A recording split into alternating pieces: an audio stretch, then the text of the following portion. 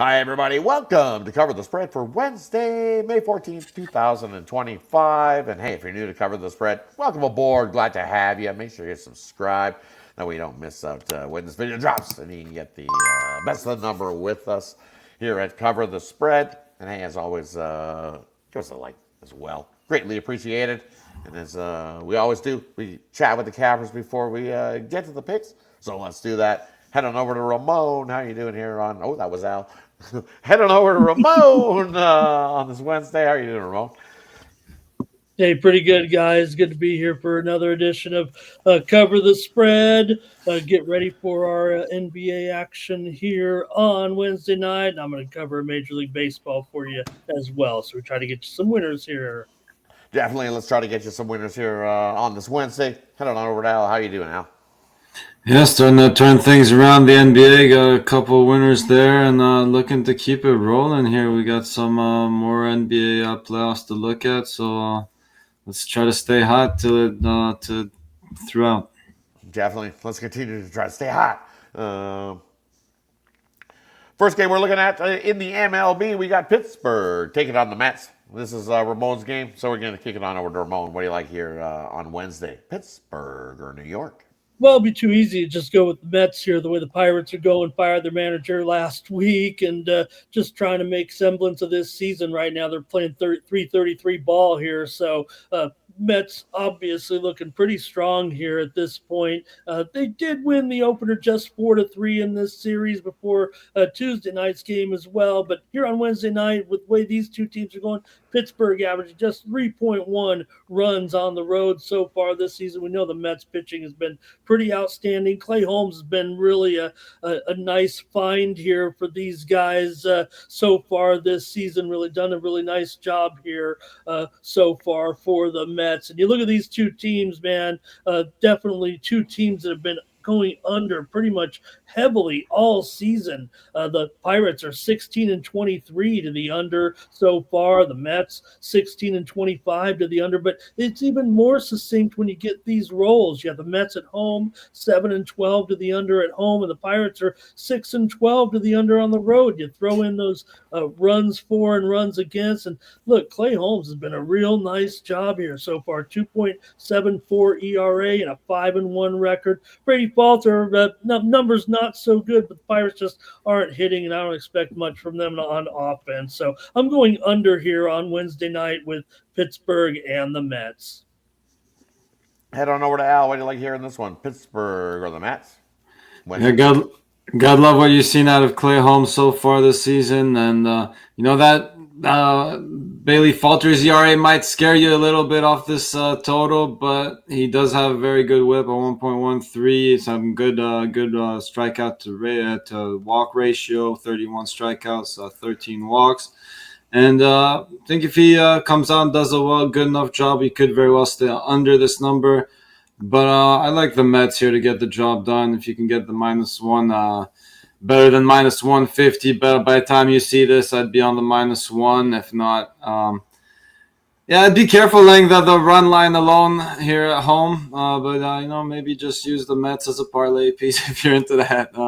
Mets -1 and a small lean to the under for me as well. And for me, I like an under here. You look at Bailey Falter, his last start against the Padres. He went 7 innings, gave up 2 hits, 1 earned run, 6 strikeouts. When he's striking guys out, he's not giving up a whole lot of runs we see this year.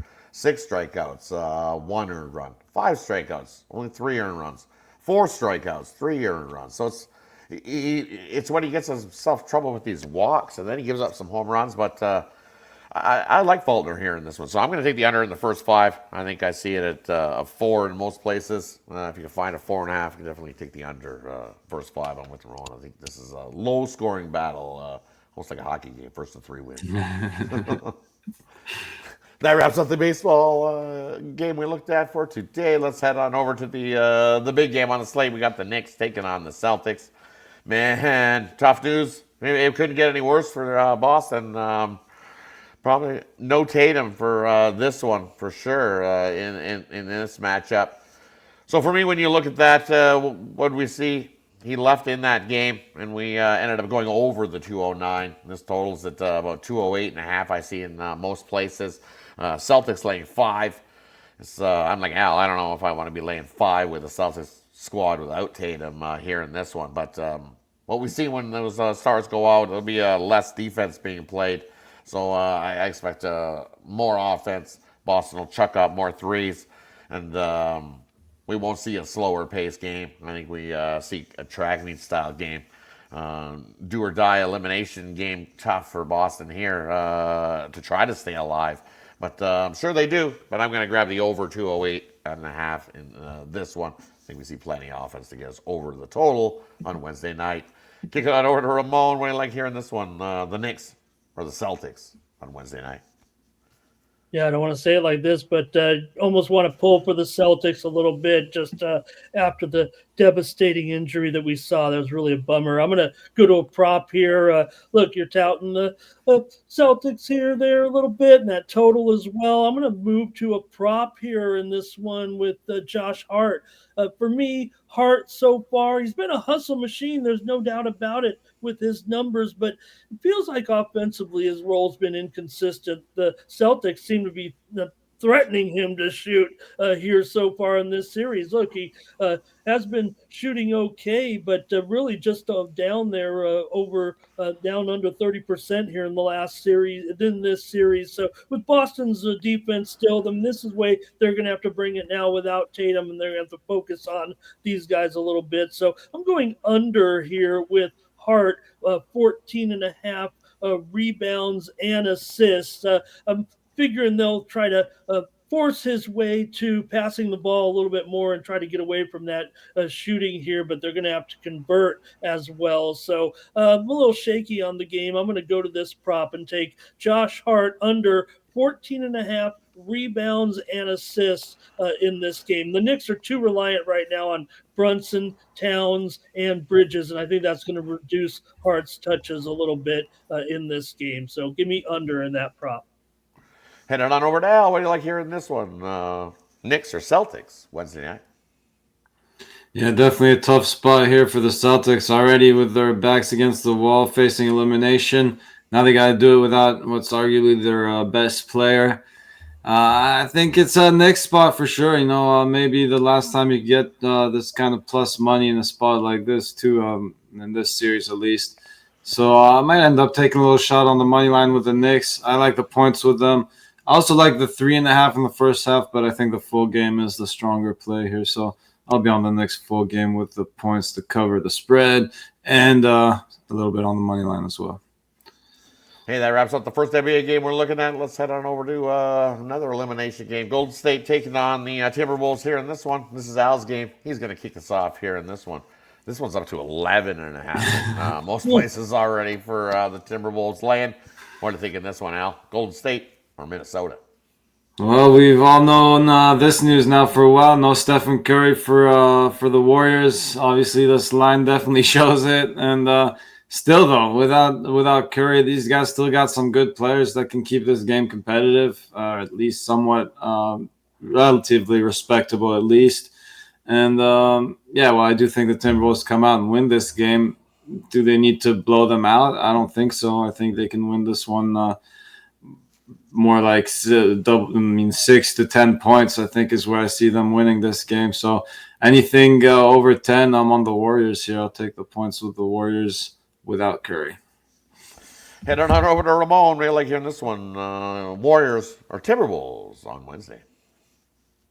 Yeah, look, for this big game now, I think Minnesota's elite defense and their intensity here, they've been limiting Golden State. We've seen these totals get pretty low. This one's actually kind of high at 204 for what we've seen in this series, but I'm going to still end up on the under here. Got big concerns, obviously, without Curry now, and Golden State, obviously, on the brink here right now, facing elimination. So they might go down without a fight, it feels like to me. So I'm just going to end up on the under at 204. Minnesota's had a pretty good under trend here of late, despite going over for the most part at home during the regular season. I think a controlled pace. Minnesota's big lineup in there, Gobert and Randall kind of dominating the paint here. I know Gobert kind of looks goofy out there in this series a little bit. He's been hot and cold, certainly on the offensive side, but I just think right now with a chance to close this out, what we've seen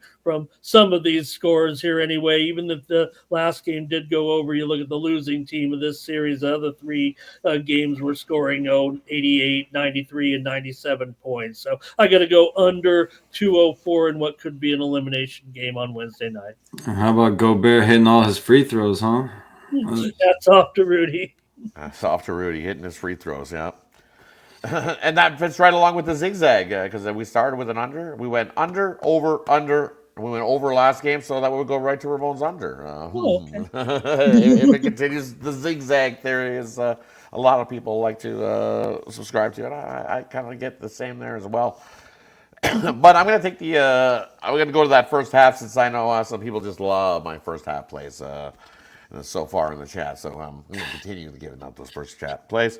I'm going to take the Warriors here plus the 6.5 in this first half. Like we seen in that in the last game, the Warriors, it was a 1-point halftime break. It was that third quarter that was big. The Timberwolves came out and held the Warriors to 17 points. Well, they dumped in 39 and basically took over the game from there in the second half. So in this first half, you're going to give me 6.5 with the Warriors.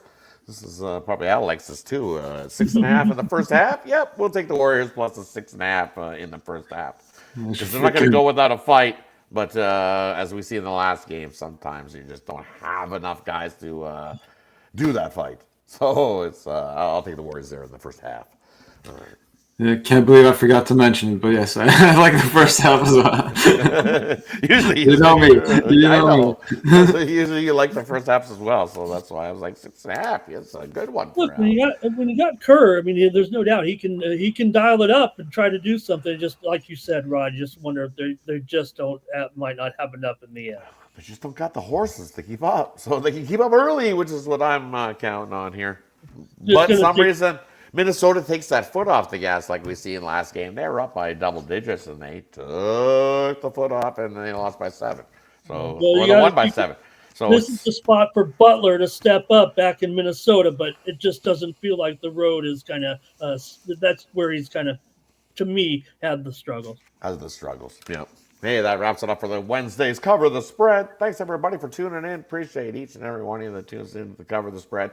And, hey, let us know what you think of these games in the comments section below. As always, we'll do a quick little recap before we head on out. First game we looked at was the Pittsburgh Pirates taking on the Mets. Ramon's game, he says, take this one under the total. Next game we looked at, we got the Celtics and the Knicks. And I said, take the over. I think we see a higher scoring game there with Tatum out. I don't think we see that same type of defense played there in that one. Take the over. And then we got Al's game, the Warriors, taking on the Timberwolves. And he says, too many points now here with the Warriors. Grab those boatload of points you get with Golden State in their elimination game. So thanks, everybody, for tuning in. Appreciate each and every one of you. Have yourself a wonderful, wonderful Wednesday. And what are we doing here? We are... Cover the spread!